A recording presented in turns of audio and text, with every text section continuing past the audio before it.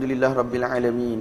Wassalatu wassalamu ala sayyidina wa maulana wa habibina wa syafi'ina wa muta'ina Rasulina Muhammad ibn Abdillah wa ala alihi wa sahbihi wa man tabi'ahum bi ihsanin ila yaumiddin. Amma ba'd. Terima kasih kepada Tuan Pengerusi Majlis, Tuan Imam, ahli jawatan kuasa, ibu-ibu, ayah-ayah, hadirin hadirat yang dimuliakan kerana Allah Subhanahu wa taala. Tuan-tuan, Allah Subhanahu wa taala telah hantar kita semua ke muka bumi ini atas satu tujuan, iaitu untuk Allah Subhanahu wa taala menguji kita, siapakah di kalangan kita manusia yang paling baik amalan dia. Allah Subhanahu wa taala sebut di dalam suratul Mulk, Tabarakalladzi biyadihil mulku wa huwa ala kulli syai'in qadir, alladzi khalaqal mauta wal hayata liyabluwakum ayyukum ahsanu amala wa huwal azizul hakim. Segala puji bagi Allah Subhanahu wa taala, kekuasaan, keagungan, kemuliaan bagi Allah yang mana pada genggamannya, pada tangannya ialah kerajaan langit dan juga kerajaan bumi. Allah Subhanahu wa taala yang mana telah menciptakan kehidupan, Allah Subhanahu wa taala yang mana telah menciptakan kematian. Apa tujuan, tuan-tuan? Liyabluwakum ayyukum ahsanu amala. Kerana apa? Kerana Allah Subhanahu wa taala ingin menguji siapakah di kalangan kamu orang yang mana paling baik amalan dia. Amalan yang akan diterima oleh Allah Subhanahu wa taala ialah amalan yang mana mengikuti agama dan syariat yang Allah Subhanahu wa taala telah turunkan. Allah sebut dalam Quran, Innad dina indallahil Islam. Sesungguhnya agama yang Allah Subhanahu wa taala akan terima hanya sahaja Islam. Islam yang macam mana? Islam yang mana Allah Subhanahu wa taala telah turunkan kepada baginda Nabi sallallahu alaihi wasallam, sehinggalah ayat yang diturunkan pada Hajjatul Wada', iaitu haji terakhir Nabi, Al-yawma akmaltu lakum dinakum wa atmamtu alaikum ni'mati wa raditu lakumul Islam madina. Pada hari ini aku telah sempurnakan ke atas kamu agama kamu, aku telah sempurnakan atas kamu nikmat aku, dan aku telah redha Islam itu sebagai agama, iaitu sebagai cara hidup. Wa man yabtaghi ghairal islami dina. Sesiapa yang mana mencari selain daripada Islam, iaitu syariat Nabi sallallahu alaihi wasallam, cara hidup Nabi sallallahu alaihi wasallam sebagai agama, sebagai cara hidup dia, Allah Subhanahu wa taala tidak akan sekali-kali terima daripada dia. Tak, walaupun amalan itu nampak banyak, walaupun amalan itu nampak baik pada pandangan kasar kita manusia. Wa man yabtaghi ghairal islami dinan falan yuqbala minh wa huwa fil akhirati minal khasirin. Sesiapa yang mana cari cara hidup yang lain selain daripada Islam, selain daripada syariat yang Allah Subhanahu wa taala telah turunkan kepada baginda Nabi, selain daripada cara hidup Nabi, falan yuqbala minh, tidak akan sekali-kali Allah Subhanahu wa taala terima. Kalau kita mengaji bahasa Arab, lan ni ialah nafi litabid, iaitu satu penafian untuk selama-lamanya. Lan nafi ta'bid. Biasanya budak-budak mengaji Arab dia akan hafal perkataan lan tu, lam dengan nun tu maksudnya la nafi ta'bid, iaitu untuk selama-lamanya, tidak akan diterima oleh Allah Subhanahu wa taala. Dan Allah Subhanahu wa taala kata wa huwa fil akhirati minal khasirin, dan dia adalah daripada golongan yang sebenar-benar rugi pada hari kiamat nanti. Jadi tuan-tuan, apabila manusia dia berada di atas dunia ini, melibatkan urusan keduniaan dia, dia akan selalu kira untung rugi. Nak berniaga dia akan kira untung rugi. Kita ada kawan-kawan baru habis universiti, nak mula kehidupan baru, macam-macam jenis perniagaan. Ada yang buat kereta sewa, ada yang nak jual madu, ada yang nak buat bekam, ada itu, ada ini. Tetapi calculation, kira-kira dia tuan-tuan, mesti akan kira untung rugi. Orang nak bertani akan kira untung rugi, orang nak melabur akan kira untung rugi. Dan apa sahaja manusia buat dalam kehidupan dunia, dia akan kira untung rugi. Manusia yang bodoh, dia akan buat sesuatu tanpa dia fikir panjang. Tapi manusia yang cerdik, dia akan fikir panjang, dia akan buat perancangan, dia akan tanya orang-orang yang dah ada pengalaman. Sebab apa? Sebab manusia semuanya inginkan kejayaan, manusia inginkan keuntungan, dan manusia tak mahu rugi. Tuan-tuan, rugi atas dunia, rugi yang sementara. Rugi atas dunia, rugi yang sementara. Ada orang yang mana pernah rugi, tetapi hidup dia selepas tu jadi jutawan. Tuan-tuan ada pengalaman lebih daripada saya. Saya pun adalah sedikit sebanyak pengalaman. Umur dah 32 tahun, kita jumpa orang yang berniaga, dah kita tengok Masya Allah, dia punya kereta, dia punya rumah, dia punya pendapatan. Tapi bila kita duduk dengan dia, kita bercerita dengan dia tentang sejarah dia, bagaimana dia mula berniaga, bagaimana dia mula bertani, dia kata dia ada kerugian. Orang Kelantan kata rugi tu sampai sandar dinding. Maksudnya dah duduk kat dinding, penjuru dah tak boleh nak buat apa, dah fikir kerugian.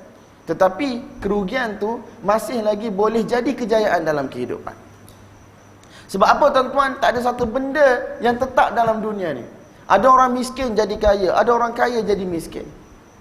Dan manusia ada peluang untuk berubah daripada miskin kepada kaya, daripada gagal kepada berjaya, daripada buruk kepada baik, daripada jahat kepada baik. Itu kehidupan dunia.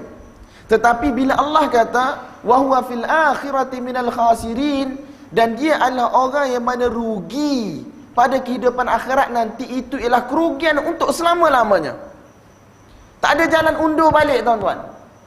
Dalam Quran Allah kata khusranan mubina, kerugian yang begitu jelas dan nyata. Allah bersumpah dengan masa wal asr innal insana lafi khusrin, sesungguhnya seluruh kita umat manusia ni berada di dalam kerugian. Pengecualian dia siapa tuan-tuan? Illal ladzina amanu wa amilus salihat, kecuali orang yang beriman, orang yang buat amal saleh. Wa tawasau bil haqqi wa tawasau bis sabr, orang yang mana berpesan dengan benda yang benar dan berpesan dengan kesabaran. Allah kata semua manusia, innal insana lafi khusrin, seluruh manusia, lelaki perempuan, besar kecil, kulit putih kulit hitam, kaya miskin, tua muda, semua berada dalam kerugian.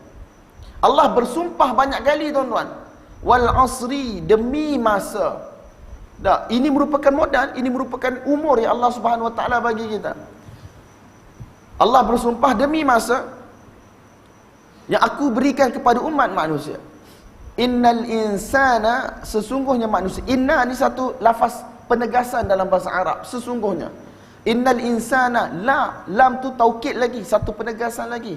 Fi khusrin, manusia berada di dalam kerugian. Tanwin khusrin tu dalam balaghah, dalam sastra Arab, menunjukkan satu kerugian sangat-sangat jelas.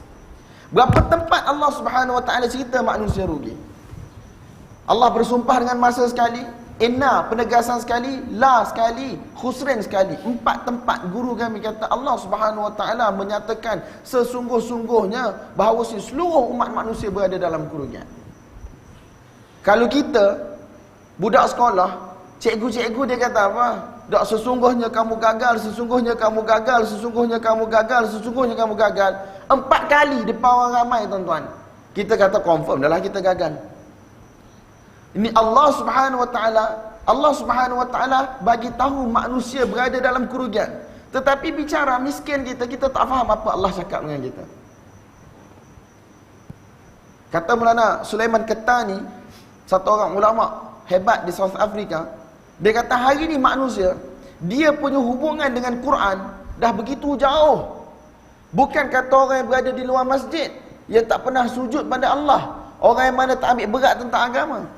Orang yang mana dah datang ke masjid berpuluh tahun pun, dia tak pernah tanya diri dia, apa yang Allah Subhanahu Wa Taala sedang bercakap dengan aku. Saya selalu bagi contoh ni tuan-tuan.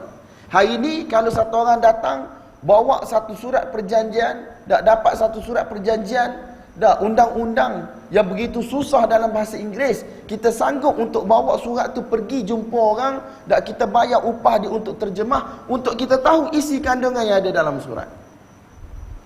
Tapi hari ini tuan-tuan, Quran yang Allah Subhanahu Wa Taala hantar kepada kita, kita tak pernah ambil berat pun. Sebab apa? Sebab kita tak pernah tahu apa yang Allah Subhanahu Wa Taala bagi tahu dalam kita. Wal asri ni boleh kata tiap-tiap hari kita baca. Daripada zaman kita sekolah sampailah kita tua. Tutup majlis dengan suratul asri, tutup majlis dengan suratul asri, tutup majlis dengan suratul asri. Tapi apa maksud daripada suratul asri kita tak tahu. Ulama kita kata ye Quran ek anashnah pegham ban chuka hai. Sesungguhnya Quran ini dah satu benda yang dah irrelevant. Jadi satu benda tak ada nilai pada kita. Masuk bulan Ramadan, sibuk cari hafiz. Nak buka kedai baru, cari hafiz. Nak naik rumah baru, cari hafiz Quran. Tak tahulah perlih buat ke tak. Tapi kalau tempat lain dia buatlah. Sebab apa? Quran pada kita hanya benda tu saja. Tak ritual-ritual lebih kurang. Ada orang mati cari orang baca Quran. Anak-anak biasa cari orang baca Quran sembahyang hajat lebih kurang. Ye Quran ikna asnah paigam bancukah Sesungguhnya Quran ni dah jadi satu benda yang mana tak irrelevant. Irrelevant, benda tak ada nilai pada kita. Sebab tu kita tak faham bila kita baca wal asri innal insana lafi khusr. Apa yang Allah nak bagi tahu kita? Allah sedang declare pada kita bahawa seluruh daripada kita berada dalam kerugian. Kerugian begitu besar yang mana tidak ada jalan untuk kita kembali lagi. Apabila manusia diuji di dalam kubur, manusia diazab di dalam kubur, pada hari kiamat nanti tak nampak api yang mana menyala-nyala untuk membakar manusia. Dia kata apa? Rabbana absarna, wahai Tuhan kami dah lihat. Wa sami'na, kami dah dengar. Farji'na na'mal salihah, maka hantarlah kami ke bumi. Tak, na'mal salihah, kami ingin buat amalan-amalan yang salih. Kenapa? Kerana kami telah yakin. Boleh kata setiap Jumaat, imam di mana-mana masjid lah dalam Malaysia ke dalam dunia ke, dia akan baca surah Sajdah. Mungkin kita dah semayang berjemaah Jumaat ni, dah subuh ni, mungkin dah 20 tahun, mungkin 15 tahun. Tapi sebab kita tak faham apa yang Allah nak sampaikan pada kita. Itu ialah jeritan orang-orang yang mana telah berada di dalam kerugian. Bermula daripada mati tuan-tuan, tak, dikuburkan, dikebumikan, disitulah bermulanya tangisan, laungan, tak, pekikan, lolongan, minta daripada Allah untuk dikembalikan ke muka bumi. Sebab apa? Sebab mereka dah nampak mereka adalah orang yang rugi. Kecuali siapa tuan-tuan? Illal ladzina amanu, kecuali orang-orang yang beriman, wa amilus salihat, orang yang mana melakukan amal yang saleh, wa tawasau bil haqqi, orang yang mana berpesan dengan benda yang benar, wa tawasau bis sabr, dan orang yang mana berpesan dengan kesabaran. Ini je tuan-tuan, orang yang mana akan selamat. Ini je. Kalau dunia kita boleh faham, bila ada pusat kaji cuaca, dia kata akan ada ribut besar, akan ada banjir, akan ada taufan, akan ada kekurangan makanan. Boleh kata setiap daripada kita akan cuba untuk apa? Untuk sediakan makanan yang cukup, untuk cari tempat perlindungan, untuk cari dokumen-dokumen penting untuk berpindah, selamatkan harta benda yang mana boleh diselamatkan. Apabila datangnya satu peringatan daripada manusia tentang kehidupan dunia,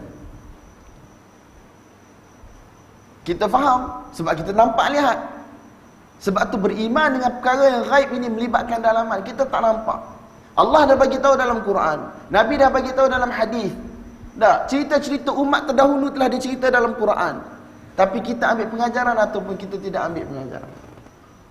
Jadi tuan-tuan, sekarang kita dah tahu bahawasanya manusia akan selamat apabila dia ialah orang yang beriman, apabila dia adalah orang yang mana melakukan amal soleh, apabila dia orang yang mana berpesan dengan kebaikan dan berpesan dengan kebenaran. Maka persoalan yang perlu kita jawab sekarang, jawapan yang perlu kita cari sekarang, bagaimana nak jadi orang beriman? Bagaimana nak jadi orang yang beramal soleh? Bagaimana nak jadi orang yang mana melakukan pesanan nasihat dalam perkara-perkara yang benar, pesanan nasihat dalam perkara-perkara kesabaran? Ini tuan-tuan, soalan yang mana perlu kita cari jawapannya. Kita dah tahu penyakit, kita dah tahu ubat, sekarang kita nak kena pergi cari ubat. Agama ni mudah tuan-tuan.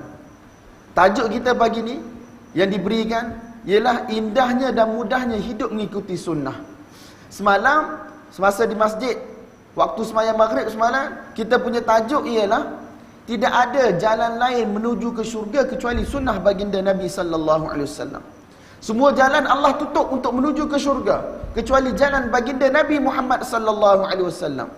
Sekarang tuan-tuan, kita nak cari melalui jalan Nabi ini bagaimana kita nak jadi orang yang saleh, bagaimana kita nak jadi orang beriman, bagaimana kita nak jadi orang yang berpesan-pesan dengan kebaikan dan kesabaran. Imam Nawawi rahmatullahi alaih, dia letak hadis nombor 2 dalam hadis 40. Hadis yang kedua dalam hadis 40 yang dikenali sebagai hadis Jibril. Tuan-tuan pun tahu hadis panjang. Satu hari Nabi SAW bersama dengan para sahabat duduk di dalam satu majlis. Tak datang satu orang lelaki yang mana rambutnya hitam, tak, mukanya bersih, pakaiannya putih, tak datang duduk dalam majlis Nabi. Orang nak kata orang Madinah tak kenal, nak kata orang jauh pakaiannya bersih, tak ada tanda dia ni orang yang bermusafir, datang daripada tempat jauh. Duduk dalam majlis Nabi, tanya 3 soalan, 4 soalan. Yang pertama, apakah iman? Yang kedua, apakah Islam? Yang ketiga, apa itu ihsan? Dan yang keempat, apakah tanda-tanda kiamat? Maka Nabi SAW jawab. Nabi jawab apa itu iman dengan jawapan rukun iman yang kita semua hafal insya-Allah. Beriman dengan Allah, beriman dengan hari kiamat, beriman dengan malaikat, beriman dengan Rasul, beriman dengan kitab, beriman dengan qada qadar. Nabi SAW jawab. Tentang rukun Islam, Nabi SAW jawab, kita syahadah la ilaha illallah Muhammadur Rasulullah, mendirikan salat, puasa, keluarkan zakat, tunaikan haji. Kemudian ditanya tentang ihsan. Nabi SAW kata kita beribadah kepada Allah seolah-olah kita lihat Allah. Ataupun kalau kita tak tengok Allah dan memang kita tak boleh tengok Allah atas kehidupan dunia ini, kita rasa, kita sedar bahawasanya Allah Subhanahu Wa Taala sentiasa melihat kita, tahu gerak-geri kita, perbuatan kita, percakapan kita, apa yang ada di dalam hati kita. Ini ihsan. Dan yang keempat, Jibril alaihi salam tanya Nabi sallallahu alaihi wasallam tentang bila berlaku hari kiamat. Nabi kata tak ada satu orang manusia pun tahu. Yang ditanya pun tak tahu, yang bertanya pun tak tahu. Tapi kiamat ni ada tanda-tanda dia. Maka Nabi SAW bagi tahu tanda hari kiamat. Selepas beberapa ketika, Nabi SAW berjumpa dengan Umar dan Nabi tanya, wahai Umar, atadri manis sa'il? Kamu tahu tak siapa yang tanya kamu tu? Yang tanya aku pada majlis yang lepas? Umar kata, Allah dan Rasulnya lebih mengetahui. Maka Nabi SAW kata, itulah Jibril atakum, dia telah datang kepada kamu, yu'allimukum dinakum, dia telah mengajar kepada kamu urusan agama kamu. Jadi tuan-tuan, Nabi SAW kata, inilah agama yang mana Jibril diutuskan oleh Allah Subhanahu Wa Taala untuk bertanya tentang urusan agama ini. Jadi tuan-tuan, agama ni sebenarnya bukan satu benda yang kompleks, bukan satu benda yang susah, bukan satu benda yang mana sebagaimana kita faham, sebagaimana kita fikir. Dalam satu muka surat Nabi SAW dah bagi tahu kepada kita ilmu tentang agama ini. Tentang iman, iaitu syarat pertama untuk kita tidak jadi orang yang rugi di dunia dan akhirat. Illal ladzina amanu. Kena ada iman. Yang kedua, Nabi SAW menjawab persoalan tentang Islam. Islam ini biasanya melibatkan amalan zahir. Itulah jawapan baginda Nabi SAW tentang rukun Islam, tentang salatnya, tentang zakatnya, tentang hajinya, tentang puasanya. Kemudian Nabi SAW mengajar satu benda yang begitu penting dalam hidup manusia. Manusia ni akan sedar, manusia ni akan berada di atas jalan yang betul bila dia sedar bahawasanya Allah Subhanahu Wa Taala melihat dia dan mengawasi dia. Macam kita tuan-tuan, tuan-tuan ada anak-anak, tak ada anak kecil, tuan-tuan ada pengalaman kerja jadi guru, tak jaga budak-budak. Bahasa Arab kata apa? Idza ghabal hirru tarqusul fi'ran. Apabila kucing hilang, maka tikus-tikus dia akan menari dalam rumah. Sebab apa tuan-tuan? Manusia apabila dia terlepas, terlucut daripada penjagaan, dia rasa dia bebas daripada undang-undang, maka akan berlaku jenayah, akan berlaku kecurian, akan berlaku pembunuhan, akan berlaku kezaliman. Sebab dia rasa tidak ada satu orang yang mana boleh kawal dia. Jadi begitulah juga manusia, apabila dia tidak ada rasa dalaman Allah Subhanahu Wa Taala melihat dia, Allah Subhanahu Wa Taala akan hisab dia, Allah Subhanahu Wa Taala akan balas setiap perbuatan dia, maka dia bebas melakukan apa yang dikehendaki dalam kehidupan dunia ni. Jadi tuan-tuan, hadis Jibril itu merupakan jawapan kepada kita tentang bagaimana kita nak jadi orang yang mana berjaya di dunia dan akhirat, tidak rugi di dunia dan di akhirat. Cuma tuan-tuan, kata para ulama, hadis Jibril alaihi salam berkenaan dengan iman, berkenaan dengan Islam, ini merupakan ibu. Ini merupakan ibu bagi agama. Sebab selain daripada itu ada lagi tuan-tuan. Agama ni banyak lagi. Tetapi ini merupakan ibu bagi agama. Kalau kita jaga ibu ni, nescaya perkara-perkara yang lain akan mudah dalam kehidupan kita. Sebagaimana kalau orang nak tangkap ayam, tangkap ibu dia. Tak. Nak tangkap penjenayah-penjenayah, tangkap ketua dia. Maka kita akan dapat bawa orang-orang yang di bawah ni. Begitu juga dalam agama ni tuan-tuan, dia ada ibu dia. Ibu dia telah disebut di dalam hadis Jibril tadi, tapi ulama kita disyarahkan, dia mudahkan lagi. Dan ada 6 perkara tuan-tuan yang mana jika ada dalam kehidupan kita, maka agama yang sempurna akan datang dalam kehidupan kita. Agama yang sempurna akan datang dalam kehidupan kita. Yang pertama sekali ialah syahadah la ilaha illallah Muhammadur Rasulullah. Syahadah la ilaha illallah, kita bersaksi tidak ada Tuhan selain daripada Allah. Tidak ada Tuhan selain daripada Allah tuan-tuan. Dengan erti kata, dak hati kita, pergantungan kita hanya senya kepada Allah. Kita tidak bergantung kepada makhluk, kita tidak bergantung kepada wali-wali di dalam kubur, kita tidak ada nak minta dengan kubur, nak minta dengan pokok, nak minta dengan itu, nak minta dengan ini, tak ada. Ini iman tuan-tuan.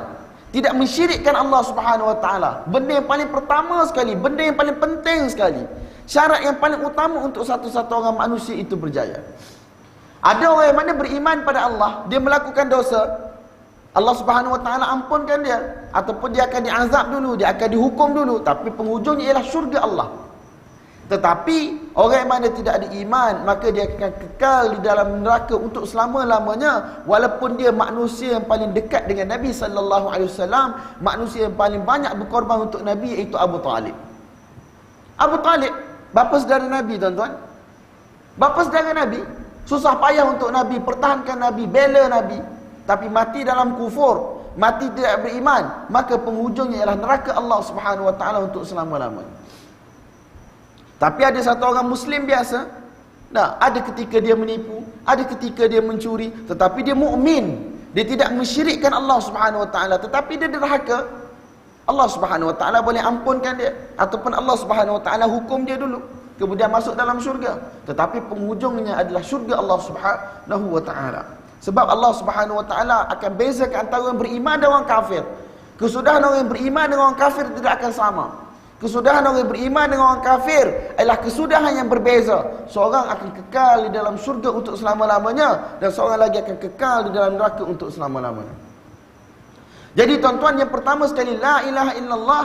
Bagaimana hati kita, iman kita hanya pada Allah. Pergantungan harap kita hanya pada Allah, tidak pada kubur, tidak pada wali yang telah mati, tidak pada pokok, tidak pada tangkal, tidak pada azimat. Pergantungan hanya saja kepada Allah Subhanahu Wa Taala. Kecintaan, pengharapan hanya saja kepada Allah. Dan kita telah berjanji untuk ikut apa yang Allah suka dan tinggal apa yang Allah Subhanahu Wa Taala larang. Ini yang pertama tuan-tuan, yang perlu ada. Dan inilah merupakan syarat yang pertama untuk jadi orang yang tidak rugi. Illal ladzina amanu, kecuali orang yang beriman.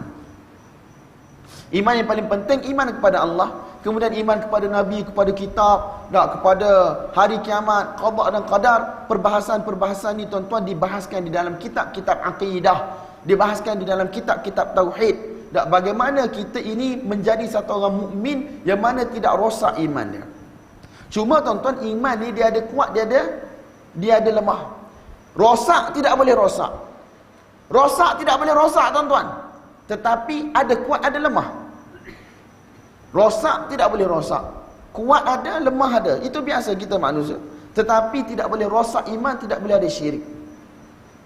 Bila manusia iman dia kuat, pergantungan harap dia kepada Allah tinggi, maka dia akan ikut amalan syariat yang Allah Subhanahu Wa Taala turunkan, hukum hakam.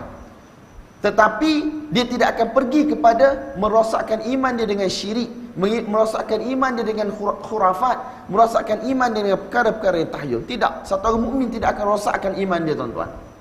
Mungkin dia tidak salat, mungkin dia tidak puasa kerana dia malas sekali-sekala, tetapi satu orang mukmin tidak sepatutnya melakukan syirik pada Allah dalam apa keadaan sekalipun. Dan yang kedua tuan-tuan, kita kena bawa Muhammadur Rasulullah dalam kehidupan kita. Muhammadur Rasulullah ni tuan-tuan, ialah cara untuk kita berjaya dalam kehidupan kita. Kita kena declare bahawasanya tidak ada satu jalan hidup, tidak ada satu cara hidup yang mana boleh bawa aku menuju ke syurga Allah, bawa aku untuk menuju kepada redha Allah, kecuali cara hidup baginda Nabi sallallahu alaihi wasallam. Tidak cara hidup Yahudi, tidak cara hidup Nasrani. Tidak cara hidup orang lain, hanya cara hidup baginda Nabi sallallahu alaihi wasallam. Ini yang kita kena faham. Bagaimana kita nak tahu cara hidup Nabi, tuan-tuan? Kita kena belajar. Ilmu ni melalui belajar, tuan-tuan. Melalui hadis-hadis yang sahih, melalui kitab-kitab karangan para ulama yang mensyarahkan Al-Quran, yang mensyarahkan hadis-hadis Nabi. Ini baru kita tahu mana jalan yang betul, mana jalan yang salah. Hari ni, tuan-tuan, kalau kita satu orang kampung macam saya, tak, masa mula-mula nak pergi KL tahun 2000 dulu, mak ayah nak hantar belajar. Zaman dulu mana ada GPS, mana ada Waze, mana ada Google Map, mana ada telefon macam hari ni. Internet pun ada, nak tak ada je, tuan-tuan. Sebelum pergi tu talaki jalan nak pergi KL. Ada kata ikut jalan ni dekat, ada kata ikut jalan ni, jangan ikut jalan ni bahaya, jalan ni nanti lama. Tak, kita talaki sebab apa? Sebab kita takut kita sesat tak sampai KL. Begitu rungsing dan risau manusia, dia cari maklumat untuk dia sampai ke tempat tujuan dia, yang mana kalau dia sesat pun dia sesat dalam Malaysia je, tuan-tuan. Dia boleh jumpa jalan balik. Satu orang ustaz, Maulana Abdul Rahman Ashrafi, dalam tafsir dia cerita satu orang yang mana dia nak pergi ke Delhi di India, tapi dia tersilap naik satu kereta api nak pergi ke tempat lain. Jumpa satu orang syekh, tak silap saya, Maulana Ashraf Ali Tahanwi rahmatullahi alaih, dan sembang-sembang. Maulana Sahab tanya, nak pergi mana? Dia kata, aku nak pergi Delhi. Dia kata, Maulana senyum. Dia tanya, kenapa? Boleh sampai insya-Allah Delhi. Tak mustahil, tapi kereta api ni nak pergi tempat lain. Itna barbar. Dia rasa begitu gemuruh, dia rasa begitu risau, dia rasa begitu resah. Sebab apa? Dia telah tersilap jalan. Nikmat berada di atas jalan yang betul ni satu nikmat yang besar yang Allah bagi pada kita. Berlaku pada tuan-tuan, berlaku pada saya. Terutamanya traveller, orang yang ada berjalan banyak di luar negara. Tak tersalah naik kereta api, ataupun kereta api dah nak bergerak, kita tak tahu kat mana lagi. Tak, kita berasa begitu takut. Itna gebra. Begitu kita rasa takut. Dan bila kita berada di atas train yang betul, bas yang betul, berjalan menuju arah yang betul, kita akan rasa begitu tenang. Kita akan rasa begitu lega.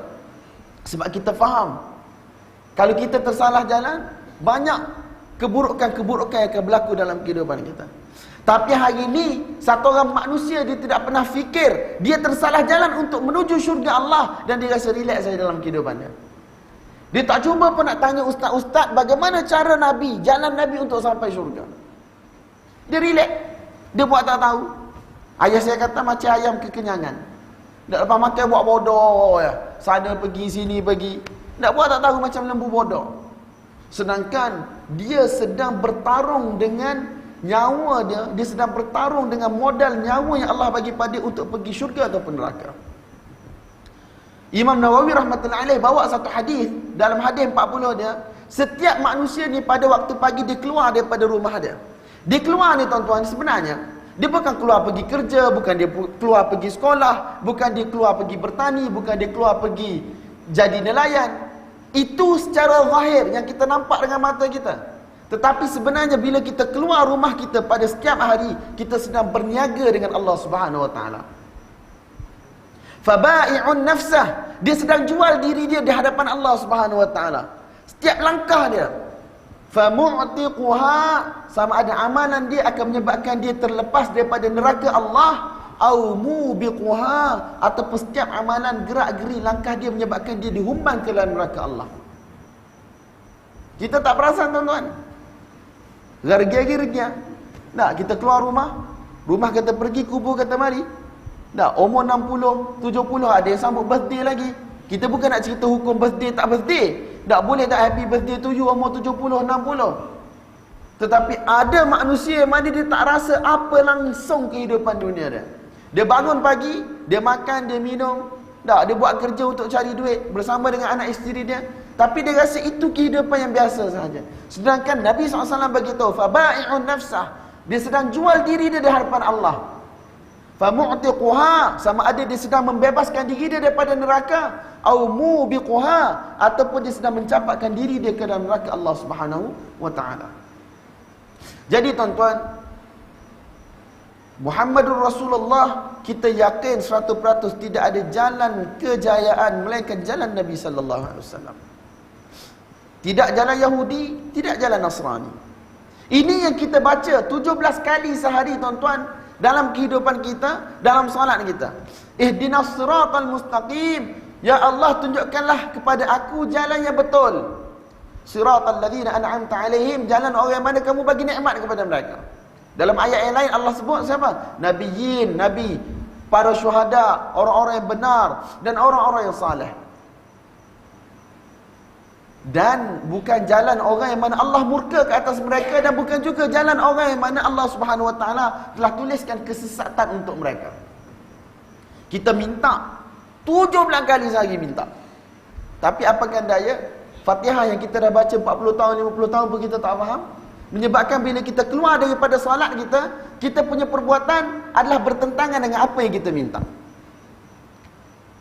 Kita keluar daripada solat kita keluar daripada masjid kita, tak, perbuatan kita ialah perbuatan yang mana bertentangan dengan apa yang kita minta dalam solat. Kata ustaz kami orang gila je macam ni. Orang gila je. Betul tak? Dia minta benda lain, dia buat benda lain. Dia minta satu benda, orang dah tunjuk jalan, tetapi dia pergi jalan lain. Hanya orang yang gila sahaja tuan-tuan. Jadi sekarang kita kena tanya, saya gila, tuan-tuan gila ataupun tidak? Kita dah tahu soalan dalam kubur, kita dah tahu apa yang akan ditanya oleh Allah, tetapi kita tidak mengambil berat tentang kehidupan kita. Satu orang yang mana cerdik, bila dia tengok baki bank dia semakin berkurangan, sekurang-kurang manusia yang cerdik, dia akan berusaha untuk cari duit tambah ataupun dia tidak akan boros dengan duit yang mana ada. Betul tak tuan-tuan? Orang yang mana dia ada KWSP banyak, 100,000, 200,000, 300,000, bila umur 50 tahun boleh keluarkan separuh. Tak, bila cukup 55, 56 boleh keluarkan keseluruhan. Kalau orang yang bodoh, dia akan habiskan dalam masa 2-3 hari ya, ataupun 2-3 tahun. Tapi kalau orang yang cerdik, dia akan tadbir, supaya apa? Supaya sampai ke anak dia boleh guna duit tersebut. Tapi manusia dia faham dunia, manusia tak faham akhirat. Manusia faham dunia, manusia tak faham akhirat tuan-tuan. Manusia tak faham akhirat. Setiap langkah pertuturan dia rasa macam tak ada apa-apa, dan dia rasa dia akan hidup di atas dunia ni untuk selama-lamanya. Jadi tuan-tuan, yang pertama sekali ialah keimanan kita pada Allah, keimanan kita pada Nabi SAW. Kita yakin bahawasanya agama inilah, tak, orang kata paksi redha atau pemarahnya Allah. Miskin kaya, ada manusia miskin, ada manusia kaya. Miskin yang beriman dan beramal soleh itu Allah Subhanahu Wa Taala cinta, berbanding satu orang yang kaya yang mana dia tidak beriman pada Allah, tidak beramal dalam kehidupan dia. Tapi orang yang paling untung, orang yang mana dia kaya, dia beriman dan dia beramal soleh. Dunia dia dapat, akhirat dia dapat.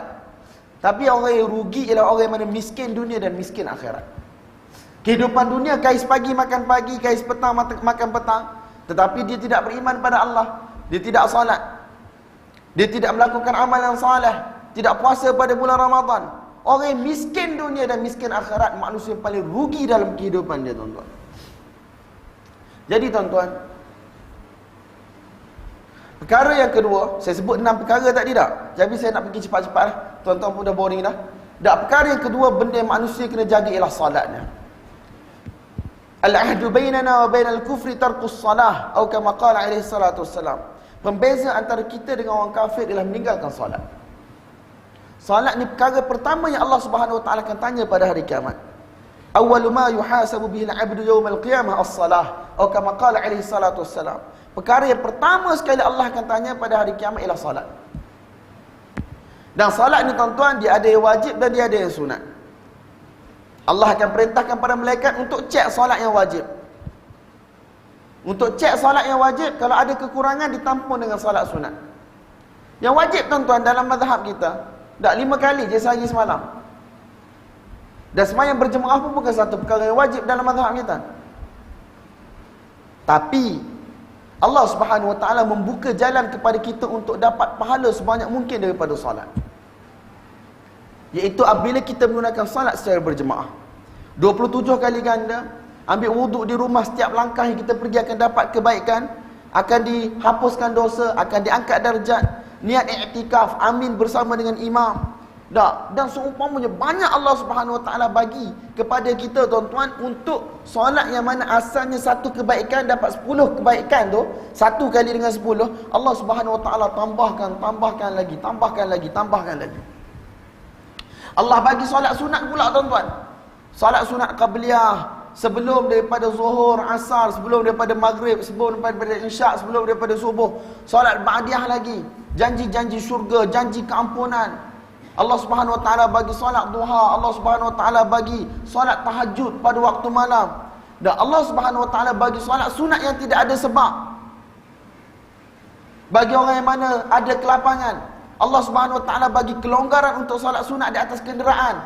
Boleh solat sunat dalam keadaan duduk walaupun tidak sakit. Banyak benda yang Allah Subhanahu Wa Taala mudahkan kepada kita. Tapi Allah tidak wajibkan. Konsep dia ustaz-ustaz kami kata apa? Siapa nak maju dalam agama, pintu terbuka luas. Dan siapa nak mundur dalam agama, itu pilihan dia sendiri. Orang yang mana nak berpada dengan satu solat, yang belum tentu dia buat dengan baik. Kalau dia semayang tu pun tak tahu khusyuknya ke mana, tak bacaannya macam mana, dia punya ingatan pada Allah macam mana. Siapa yang mana nak maju, Allah Subhanahu Wa Taala buka pintu kemajuan untuknya. Banyak cara Allah bagi untuk dia tampung kekurangan ibadat dia. Sebagaimana hari ni orang kerja 2, 3, 4 kerja untuk tampung kekurangan ekonomi dia. Tetapi manusia tak cuba untuk tampung kekurangan akhirat dia. Hari yang mana Nabi-Nabi tidak sanggup untuk angkat muka mereka melihat Allah, sebab takutkan kemarahan Allah pada hari tersebut. Hari yang mana Allah Subhanahu Wa Taala tidak pernah marah dengan kemarahan sedemikian rupa sebelum ni, dan tidak akan marah lagi dengan kemarahan sedemikian rupa selepas daripada itu. Nabi-Nabi semua takut tuan-tuan. Tapi kita manusia, peluang yang Allah bagi, modal yang Allah bagi, kita tidak mahu gunakan dengan sebaik mungkin. Solat ni, kita tuan-tuan, satu lagi, solat kita ikut apa yang dituju ajar oleh Nabi sallallahu alaihi wasallam. Dan apa yang boleh buat, kita buat. Apa yang tidak boleh buat, kita jangan buat. Apa yang Nabi tak buat, kita jangan buat. Apa yang Nabi tak ajar, kita jangan buat. Sebab kehidupan kita ialah mengikut, bukannya mereka. Nampak tuan-tuan? Mengikut dan mereka. Dan yang ketiga ialah ilmu dan juga zikir. Ilmu ni sangat penting.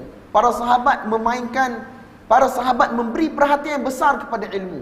Sebab apa? Hanya dengan ilmu sahaja manusia dapat meluruskan ibadat manusia kepada Allah Subhanahu Wa Taala. Wa kullu man bighairi ilmin ya'malu a'maluhu mardudatun la tuqbalu. Sesiapa yang mana dia beramal tanpa ilmu, Allah Subhanahu Wa Taala tidak akan terima amal dia. Sebab apa tuan-tuan? Kita syarat untuk diterima amal, yang pertama sekali kita ikhlas kerana Allah, yang kedua ikut cara Nabi. Hak ni syarat yang disepakati oleh para ulama. Sebab manusia tidak boleh beribadah kepada Allah dengan cara dia sendiri. Manusia kena beribadah kepada Allah dengan cara yang ditunjuk ajar oleh Nabi sallallahu alaihi wasallam. Jadi ilmu ni penting tuan-tuan. Manusia tidak boleh buat sesuatu benda jika manusia tak ada ilmu. Tidak boleh bertukang jika tidak ada ilmu. Tidak boleh bertani jika tidak ada ilmu. Dan tidak boleh melakukan ibadat kepada Allah tanpa ilmu. Cuma ilmu, kata para ulama, ada dua. Satu ilmu yang bersifat masail, iaitu hukum hakam. Hak ni kita kena belajar. Hak ni kita kena belajar tuan-tuan. Bagaimana nak solat dengan betul, bagaimana nak bersuci dengan betul, nak puasa dengan betul. Orang perempuan ada masalah darah dia, bagaimana waktu dia boleh semayang, dia tak boleh semayang. Banyak benda yang kena belajar. Tentang perniagaan, tentang jual beli, tentang rumah tangga. Benda yang mana berkaitan dengan diri kita, kita kena belajar. Tak ada cara tuan-tuan. Dan ilmu itulah ibadah. Belajar itulah ibadah. Walaupun kita tidak nampak rukuk, tidak nampak sujud, daripada waktu kita habis semayang tadi sampai sekarang, sebenarnya ruang kebaikan kita tu tuan-tuan, kita telah isi dengan amalan kebaikan. Walaupun kita tidak solat, walaupun kita tidak berzikir, walaupun kita tidak baca Quran. Tapi sebab ilmu ni merupakan ibadah. Ilmu itu duduk, dengar. Saya bercakap setengah jam, tuan-tuan dengar setengah jam, itu ialah ibadah. Imam Ahmad rahmatullahi alaih, dia kata apa? Al-ilmu la ya'diluhu syai'. Ilmu ini tidak ada satu benda pun, amalan ibadat yang mana boleh menandingi dia. In sahhatin niyah, jika niat dia sah, jika niat dia betul, jika niat dia sempurna. Anak murid dia tanya, apakah niat yang sempurna itu? Imam Ahmad rahmatullahi alaih kata, dia niat yarfa'ul jahla an nafsihi wa an ghairihi. Dia niat untuk dia menghilangkan kejahilan dalam diri dia dan kejahilan pada masyarakat. Duduk tuan-tuan, duduknya saya di sini insya-Allah taala ia adalah ibadah walaupun kita tidak berdiri, tidak rukuk, tidak sujud, tidak baca Quran, tidak zikir. Ilmu itu sendiri adalah ibadah. Dan ilmu yang kedua ialah ilmu fadail. Apa itu ilmu fadail tuan-tuan? Ilmu fadail ialah ilmu kelebihan. Manusia ni biasalah tuan-tuan. Saya tuan-tuan, kalau ada insentif baru kita akan bergerak. Ada orang nak bagi duit, baru kita akan bergerak. Ada orang nak bagi ganjaran, baru kita akan bergerak. Dan Allah Subhanahu Wa Taala Maha tahu sifat manusia ni. Dia Maha tahu sifat manusia. Allah yang ciptakan, alimun bidzatus sudur. Sebab tu dalam Quran Allah Subhanahu Wa Taala banyak cerita tentang balasan baik dan Allah Subhanahu Wa Taala banyak cerita tentang janji syurga. Sebagaimana Allah cerita balasan buruk dan janji neraka. Jadi begitu juga tuan-tuan dalam hadis, ada banyak sangat hadis-hadis yang mana bersifat galakan untuk mendorong kita untuk melakukan amalan ibadat. Kalau sembahyang duha dapat apa? Puasa 3 hari sebulan dapat apa? Puasa 6 hari bulan Syawal dapat apa? Sembahyang pada waktu malam dapat apa? Kalau kita tolong orang dapat apa? Dapat ni tidak syirik tuan-tuan, sebab Allah yang janji. Bukan kita minta daripada manusia, kita mengharap balasan tu daripada Allah Subhanahu Wa Taala. Barulah kita akan ditolak untuk melakukan amal. Dan tuan-tuan, poin yang keempat, manusia ni dia bina hubungan baik dia dengan Allah. Dalam masa yang sama dia kena ingat, kalau dia tidak bina hubungan yang baik dengan manusia, amalan dia boleh jadi bekar. Amalan dia boleh jadi barbat. Amalan dia boleh jadi rosak serosak-rosaknya. Satu hadis Nabi SAW tanya para sahabat, kamu tahu tak siapa orang muflis? Sahabat kata, orang yang mana tidak ada duit, tidak ada emas, tidak ada perak, muflislah dia. Nabi SAW kata, tak. Orang muflis ni orang yang mana datang jumpa Allah pada hari kiamat bawa amalan sebesar bukit. Tetapi dia ada hutang dengan manusia. Daraba hadha, dipukul orang ni. Syatama hadha, dicerca orang ni. Akhadha mala hadha, diambil harta orang ni. Maka berlaku qisas pada hari kiamat. Berlaku tuntutan, balas balik pada hari kiamat. Sehinggalah segala amalan kebaikan dia telah dibayar kepada orang yang mana dia zalimi pada kehidupan dunia. Tidak ada apa yang tinggal. Last sekali, amalan keburukan orang-orang yang mana dia zalimi pada kehidupan dunia akan diberikan kepada dia.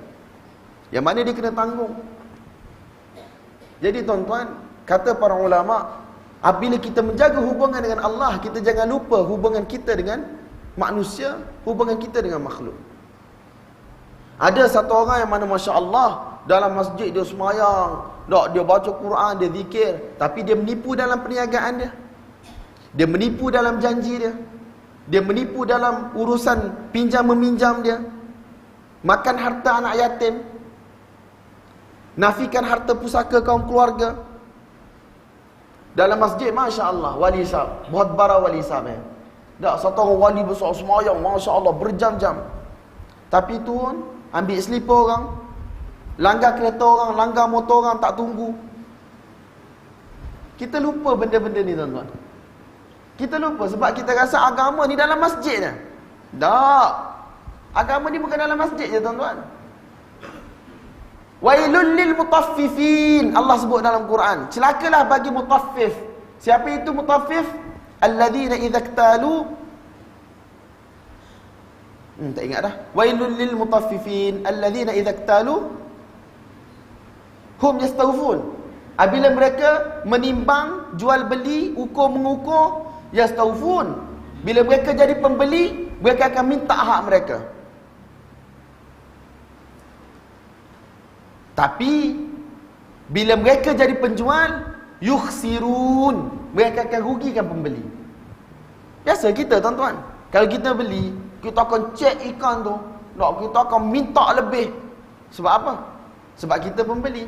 Tapi bila kita jadi penjual, kita tipu timbangan. Terutamanya, ialah orang berniaga, dia tahu lah cara dia nak tipu timbangan. Nak tipu timbangan, kalau di Mesir dia masih lagi guna sistem batu. Tak, batu pemberat. Sebelah ni letak barang, sebelah ni letak batu pemberat. Kadang-kadang tulis je 1 kilo, tapi batu tu tak sampai 1 kilo pun. Macam-macam tuan-tuan. Tapi Allah tanya satu ya.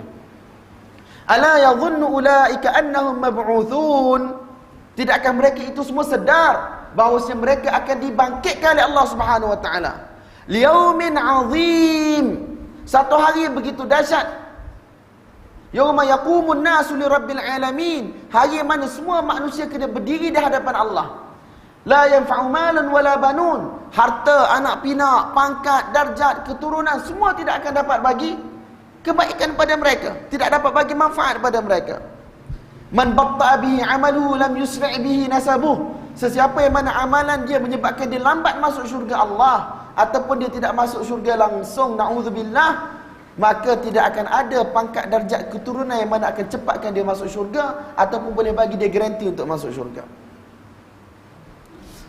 Poin yang kelima tuan-tuan, manusia dia buat hubungan dengan Allah melalui ibadat dan dia jaga akhlak dia dengan manusia, urusan dia dengan manusia. Kalaulah bukan kerana Allah sabbekar, semua itu adalah rugi sia-sia. Niat manusia kena jaga. Dan keenam, sebagaimana dalam ayat Quran tadi, watawasau bil haqqi watawasau bis sabr. Manusia kena berpesan-pesan dengan kebaikan, berpesan-pesan dengan kebenaran, berpesan-pesan dalam keadaan sabar. Iaitu yang keenam, kita kena buat dakwah tuan-tuan. Setakat kemampuan kita. Memberi peringatan, ajak jiran kita datang masjid, ajak jiran kita datang majlis ilmu. Kongsi dalam Facebook ataupun kongsi YouTube pengajian, kongsi dalam Facebook tentang majlis-majlis ilmu. Kita tak boleh nak bercakap sampai 2-3 jam kebanyakan daripada kita, tapi at least kita boleh ajak. Betul tak tuan-tuan? Betul tak? Dakwah ni satu benda yang penting. Manusia yang hidup dalam dakwah, dia akan hidup dalam keadaan yang betul. Manusia melarikan diri pada dakwah, sedikit demi sedikit dia akan jadi seumpama ikan yang mana keluar daripada air. Lama-lama dia akan mati. Dia akan dimakan oleh suasana. Dia akan ditipu oleh suasana. Sebab apa? Sebab manusia bila ditinggalkan dakwah, hati dia akan mati. Manusia selagi mana dia melakukan dakwah, denyutan nadi iman dia akan masih lagi ada. Sikit demi sikit, dia cuba untuk berada dalam kebaikan. Allah akan pelihara orang yang mana melakukan dakwah. Allah Subhanahu Wa Taala akan pelihara orang yang mana cuba untuk mengajak manusia kepada kebaikan. Tapi manusia yang mana tak mahu melakukan dakwah, tidak mahu melakukan tidak mahu melakukan usaha untuk pesan kepada kebaikan, usaha untuk sabar dalam berpesan-pesan ni, last sekali hati dia akan mati dan last sekali dia akan jauh daripada rahmat Allah Subhanahu Wa Taala. Dan yang paling penting sekali tuan-tuan, kehidupan kita umat manusia, kita tinggalkan perkara yang sia-sia dalam kehidupan kita.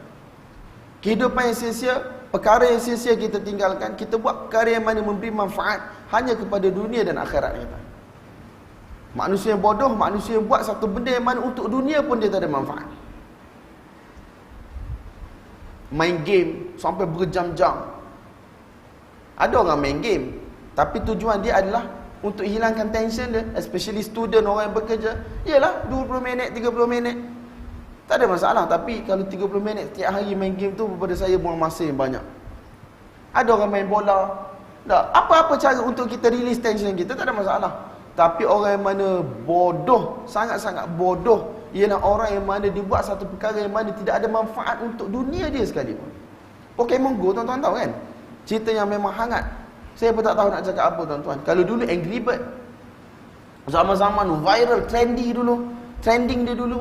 Angry Bird bangun tidur 4-5 jam duk main Angry Bird tu. Sanggup beli smartphone untuk Angry Bird sahaja. Manusia yang mana bodoh ialah manusia yang mana buat satu-satu perkara yang mana tak ada manfaat untuk dunia dia pun. Buat satu benda yang mana ada manfaat untuk dunia tak ada masalah tuan-tuan. Tapi buat satu benda yang mana tidak ada manfaat untuk dunia pun, itulah manusia yang bodoh yang telah sia-siakan kehidupan dia. Jadi sebab tu antara perkara penting yang disebut oleh para ulama ialah tinggalkan perkara yang sia-sia. Sia-sia pada percakapan, sia-sia pada perbuatan. Jadi semoga Allah Subhanahu Wa Taala bagi taufik hidayah pada saya tuan-tuan untuk faham hakikat bahawasanya agama kita ni mudah tuan-tuan. Benda yang wajib Allah dah tetapkan. Sembahyang, puasa, itulah biasanya wajibnya. Dan untuk lakukan benda ni kita terpaksa susah sikit lah. Menuntut ilmu, itu pun bukan free, Allah bayar. Allah tulis sebagai pahala, pahala yang besar-besar, kelebihan yang tinggi-tinggi, disebut dalam Quran, disebut dalam hadis. Kemudian yang lain tuan-tuan ialah benda-benda yang bersifat sunat yang Allah Subhanahu Wa Taala buka bagi orang yang mana ingin maju dalam kehidupan dia, dan bagi orang yang mana tidak ingin maju, itulah pilihan dia sendiri. Dalam hadis 40, Imam Nawawi bawa satu hadis pada hari kiamat, apabila manusia diberi buku amalan di tangan kanan dia ataupun di tangan kiri dia, Dan dia akan tengok isi kandungan buku tersebut. Jika dia tengok isi kandungan yang baik, falyahmadillah, hendaklah dia puji Allah. Sebab apa? Ini merupakan taufik daripada Allah. Kesihatan, harta, masa, dan untuk kita dapat buat itu ialah daripada Allah. Jadi kita kena puji Allah. Tapi kalau dia dapati selain daripada itu di dalam bukunya, fala yalumanna illa nafsah, jangan sekali-kali dia cerca ataupun dia salahkan orang lain. Allah dah bagi modal sama macam Allah bagi modal pada orang lain. Allah bagi 60 tahun kat orang lain, Allah bagi 60 tahun kat kita juga. Allah bagi harta pada orang lain, Allah bagi harta pada kita juga walaupun tidak banyak. Allah bagi kesihatan pada orang lain, Allah bagi kesihatan pada kita juga.